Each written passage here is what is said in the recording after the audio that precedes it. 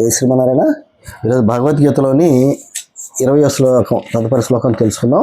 మొత్తం 700 శ్లోకాల్లో మీకు ఉన్నటువంటి గూఢార్థ విశేషాలను తెలియజేయాలని ఒక సంకల్పంగా మీకు అందిస్తున్నాను. దీనిలో వచ్చేసరికి మళ్ళీ ఆత్మతత్వం గురించి చెప్తూ దీనిలో ఒక కొత్త పదాన్ని భగవానుడు ఉపయోగించాడనమాట. అది చదువుదాం.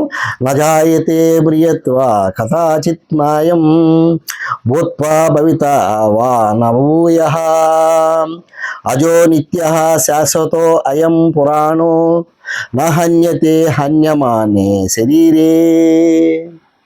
ఇక్కడ ఏమంటున్నాడంటే భగవానుడు, ఈ ఆత్మ ఏ కాలమునందు పుట్టదంటే గిట్టదు, పుట్టేది కదా గిట్టేది, పుట్టదు గిట్టదు.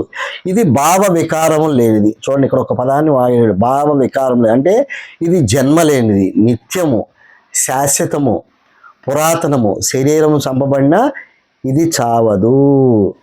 అంటే ఇక్కడ భావ వికారం అంటే ఒక 6 చూపిస్తున్నాడు.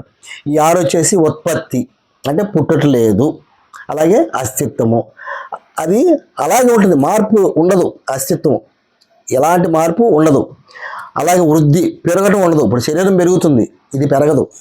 శరీరం మీకు మొక్క భూమిలో వేసినప్పుడు ఎలా పెరుగుతుందో అలా శరీరం కూడా పెరుగుతుంది, ఇది పెరుగుదల ఉండదు. ఎలా వచ్చిందో నీ ఆత్మ అలాగే నీ శరీరంలో ఉంటుంది. ఇంకోటిది విపరిణామము, రూపాంతరం చెందటం. శరీరం రూపాంతరం చెందుద్ది, ఆత్మ రూపాంతరం చెందదు.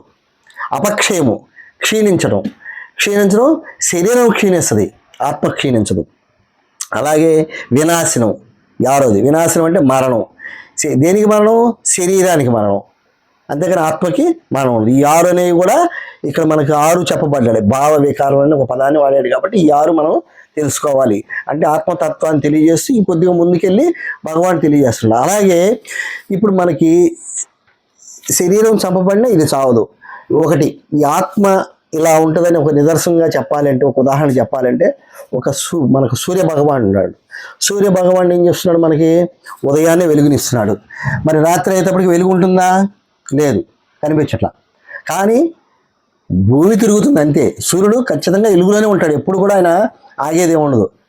అలాగే ఈ ఆత్మ అనేది ఈ శరీరం వదిలిన తర్వాత మళ్ళీ ఇంకొక శరీరాన్ని తీసుకొని వెలుగుతూనే ఉంటుంది. సూర్యుడు ఎలాగైతే ఇంకో చోట ఉదయిస్తుంటాడో, ఈ భూమి తిరుగుతుంది కాబట్టి మనకి చీకటి పడింది అనుకుంటాం, కానీ సూర్యుడు ఇంకో చోట ఉదయిస్తుంటాడు. అలాగే ఈ ఆత్మ ఈ శరీరం వదిలిన తర్వాత ఇంకొక శరీరాన్ని తీసుకొని అది ఉదయిస్తూ ఉంటుంది. అంటే ఇంకో శరీరంలో దాని యొక్క కర్మలను బట్టి అది మళ్ళీ చేసుకుంటా పోతూ ఉంటుంది. కాబట్టి ఇక్కడ అర్జునుడికి ఏం చెప్తున్నాడంటే, యుద్ధ సమయంలో ఈ విషయాన్ని తెలియజేస్తూ ఈ శరీరం అనేది మార్పు, కాబట్టి ఆత్మ అనేది మార్పు చెందదు, భావ వికారాలు ఉండవు దీని గురించి.